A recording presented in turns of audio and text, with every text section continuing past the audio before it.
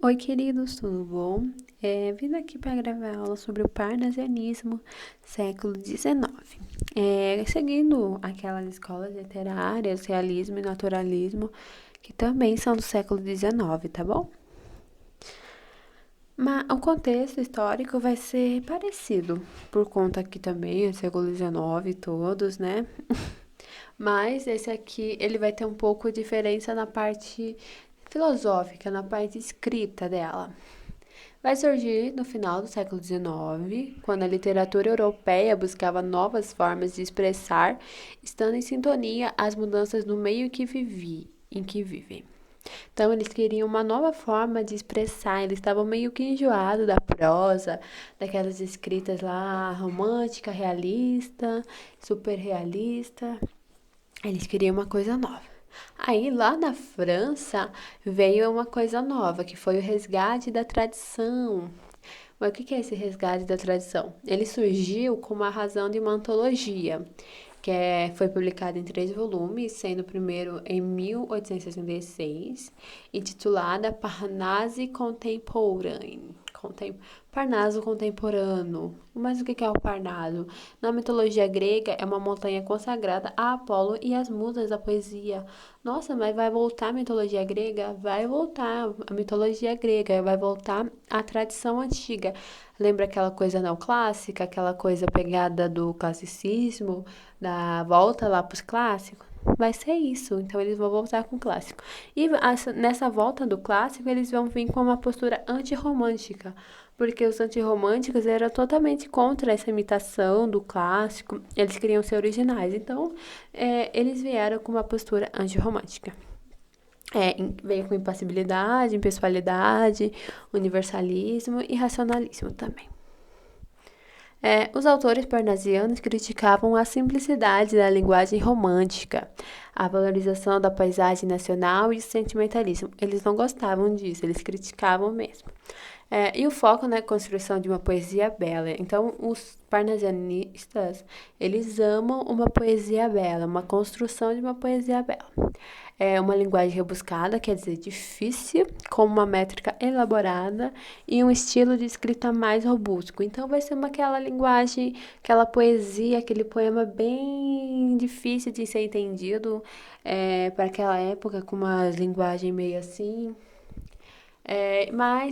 ligando principalmente para a beleza. As principais características, arte pela arte, ou seja, se escreve por conta da beleza e não pelo conteúdo. Isso vai ser impactante. Então, parnasianistas, lembra? Parnasianismo, arte pela arte. Eles não escrevem pelo conteúdo, escrevem pela beleza. Busca na perfeição formal, preferência pela descrição, então vai ser algo descritivo. Rimas raras, A, B, B, A, ou ABB, assim vai, ABA. Vou dar exemplos depois.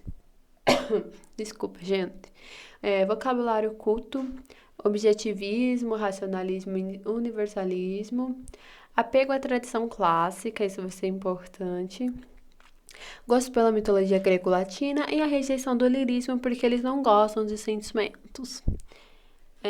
E seus principais autores? Espera aí. Seus principais autores: João Penha, que iniciou o movimento parnasiano em Portugal, ele fundou um jornal literário chamado A Folha, e ele escreveu seus livros de poesia lá: Rimas, Novas Rimas, Ecos do Passado, Últimas Rimas e O Canto do Cisne. E nisso veio também Teófilo Braga, que começou a fama lá no jornal, publicando seus poemas. E ele escreveu os poemas na História Poesia Moderna em Portugal, tá todos os poemas dele. E ele também pegou várias poesias dos principais poetas lá portugueses parnasianistas e colocou no livro Parnaso Português Moderno. Também temos outros, como Guerra Junqueiro, Gonçalves Crespo, Antônio Feijó, Cicero Verde. Não menos importante, mas todos seguem a mesma linha, todos se inscreveram lá na Folha, com suas poesias, poemas, e assim vai. Trouxe um exemplo de poesia parnasiana, do Antônio Feijó, Fábula Antiga. No princípio do mundo, o amor não era cego, via mesmo através da escuridão cerrada, com pupilas de lince em olhos de morcego. Mas um dia, brincando, a demência irritada, no ímpeto de fúria, os seus olhos vazou. Foi a demência logo as férias condenadas, mas Júpiter, sorrindo, apenas comutou. A demência ficou apenas obrigada a acompanhar o amor, visto que ela o cegou. Como um pobre que leva um cego pela estrada, unidos desde então por invisíveis laços. Quando o amor empreende a mais simples jornada, vai a demência adiante a conduzir-lhe os passos. Aqui, ó, cego, morcego, cerrada, irritada. Então é A, B, A, viu como rimas assim, seguindo. E aqui ele vai falar sobre Júpiter. Júpiter é da mitologia. Demência vai ser a demência, tipo, normal. E ele vai falar uma crítica ao amor, aquela coisa romântica, porque aqui ele vai falar que o princípio o amor não era cego. Ele via até com olhos de morcego que consegue enxergar na escuridão. Mas a demência furou os olhos dele e ela teve que ser obrigada a ficar com ele. Então, o amor, tipo, aqui pra eles não era uma coisa que era obrigada. Então, tipo, não é aquela coisa sentimental que no final, assim, beijo, beijo. Não, né? Então, era uma crítica. Pra vocês verem como era bem criticado mesmo. Eles não tinham assim. E pra vocês verem, eles têm a métrica, os versos, tudo é certinho, tá bom? Aí agora, aquela ali já encerrou o parnasianismo em Portugal. Não tem muito assim o que falar sobre o parnasianismo em Portugal. Agora a gente vai vir aqui pelo parnasianismo no Brasil, aonde fez mais sucesso. O Brasil estava passando por um momento conturbado na política, da abolição, república, várias coisas estão acontecendo, tá? Iniciou com a publicação da obra Fanfarras de Teófilo Dias em 1882. O objetivo do parnasianismo é busca no sentido para a existência humana por meio da perfeição estética. A arte pela arte. Então, eles querem mostrar a existência humana pela perfeição deles, escrevendo. As principais características: arte pela arte, aquela coisa, preocupação com a estética somente, objetivismo e universalismo, cientificismo, positivismo e pessoalidade vão estar presentes, tá bom? Temas baseados na realidade, objetos e paisagens. Então, vai ser temas baseados, assim, em objetos e em paisagens, diferente lá de Portugal, vocês percebem. Fatos históricos e mitologia grega e cultura clássica, óbvio. Uma busca pela perfeição formal, sacralidade e culto à forma. Preocupação com a estética, metrificação e versificação vai ser muito importante. Utilização de rimas ricas e palavras raras. Preferência de estrutura fixa em soneto. Então, no Brasil vai ser bastante fixa o soneto, tá? E uma descrição visual bem detalhada. Eu vou falar por que essa descrição visual bem detalhada.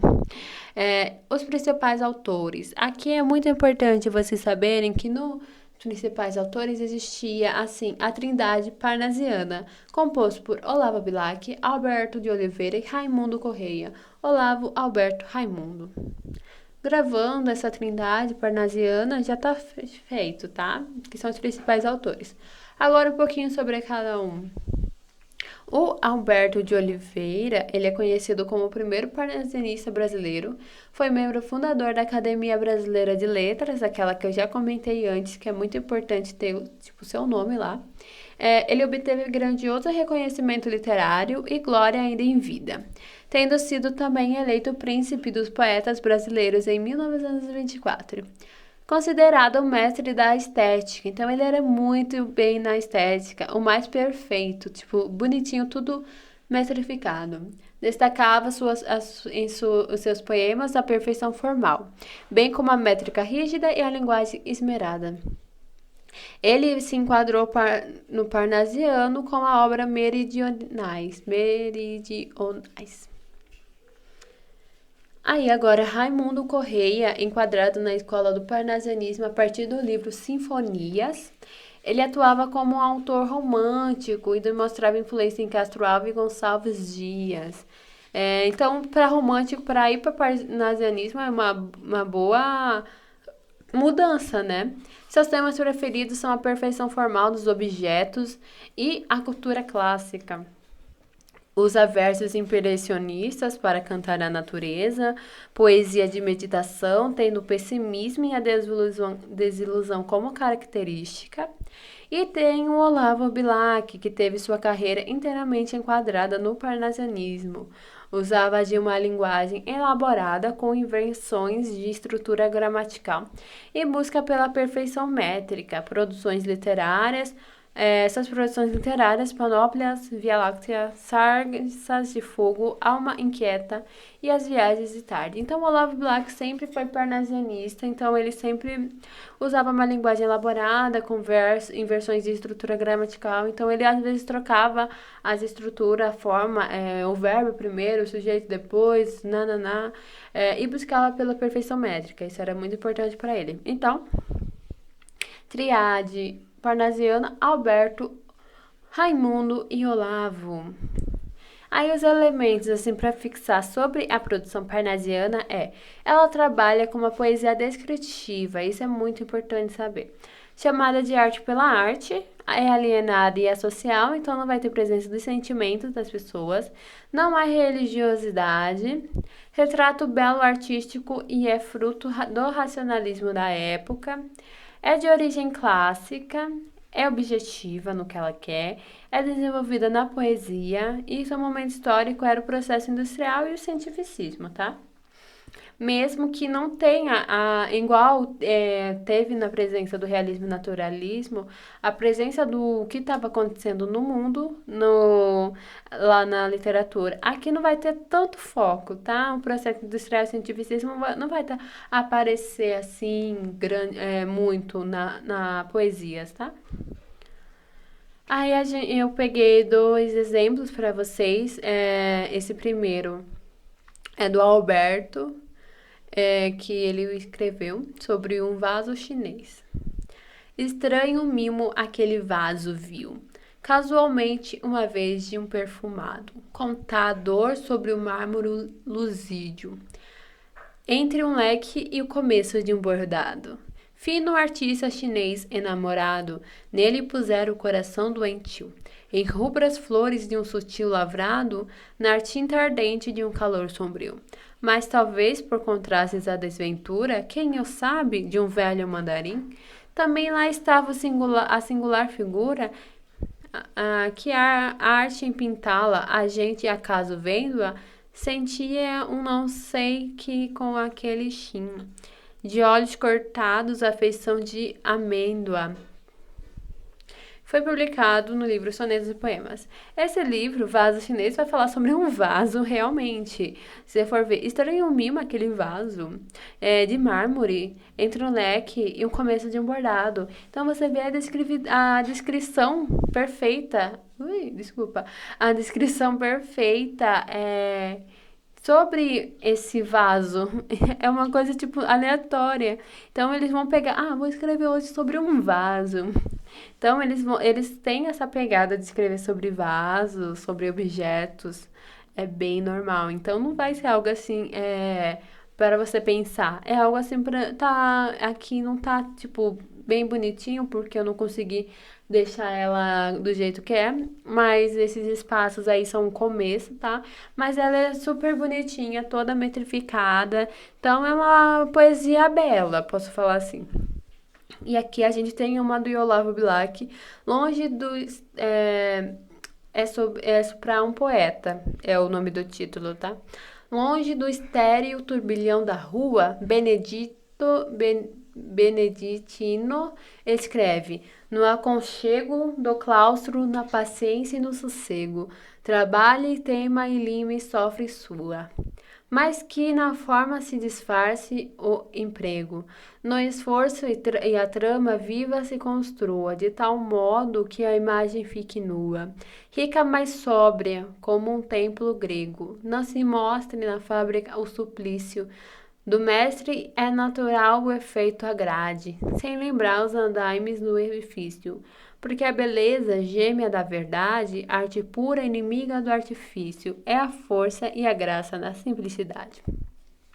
Você vê nesses dois que são sonetos, são sonetos, pegada de soneto, tem rima, ó, viu, luzídio, perfumado, bordado, é coisa assim que a gente não acharia para fazer rima, rua, sua, aconchego, sossego.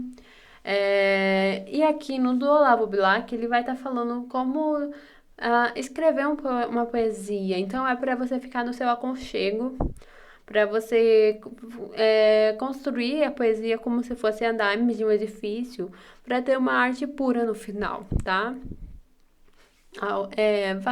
Você tem que ir lendo assim, se entrando na imaginação do poeta. Que é assim que são os poetas parnasianistas, sempre surpreendendo. Não é algo assim que a gente espera, então vai ser sobre tal coisa, sobre o racismo, assim, não, não, não. Não, o deles é algo tem que ser bonito, não importa o conteúdo. Basicamente assim. Então foi mais ou menos isso que eu queria passar para vocês sobre o parnasianismo. Eu não gosto muito dessa escola literária, mas ela é importante, tá bom? Então, obrigada por assistirem e até mais.